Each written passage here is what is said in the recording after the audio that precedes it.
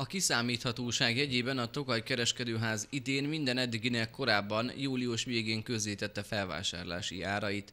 Így a termelők eldönthetik, hogy a könnyű szárazborok vagy a késői szüretelésű borok és bor különlegességek alapanyagának előállítására törekedjenek.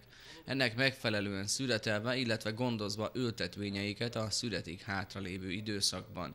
A bejelentett árak jól tükrözik a minőségi termelésre való ösztönzést. A termelők részéről elégedetten nyilatkozott a hegyközségi tanácselnöke. A szőlőtermesztő azt a pénzt, amit ráfordított a szőlőre, azt mindenféleképpen visszakapja, sőt ennél egy kicsit többet, hogy a szőlőtermesztőnek a szőlőtermelő kedve megmaradjon. Ez nagyon fontos.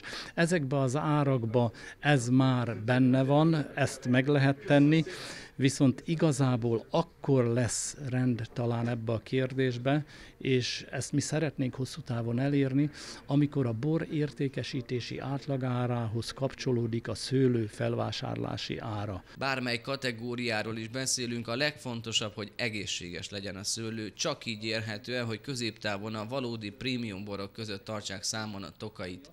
Ehhez igazították áraikat is. A legkevesebbet a botrytiszes szőlőért fizetik majd 60 forintot. Az egészséges szőlőnek 17-19 mustfok között 80 forint lesz az ára kilónként, 19 és 23 fok között 120 forint lesz egy kiló szőlő ára, ami nagyjából a tavalyi színnek megfelelő. A késői szüretelésű kategóriában pedig a 23 mustfok feletti szőlő a 150 forint lesz, 24 és 26 mustfok között már 200 forintot fogunk adni, ami nagyobb, mint a tavalyi évben volt, és 26 mustfok fölött pedig 250 forintot is fogunk tudni adni egy kiló szőlőért. A prémium termelői programban pedig 350 forint a legmagasabb kilónkénti ár. Ebben a szegmensben külön előírások vonatkoznak mind a termelésre, mind pedig a szüret menetére. Nagyjából 100 hektárnyi terület tartozik most a legmagasabb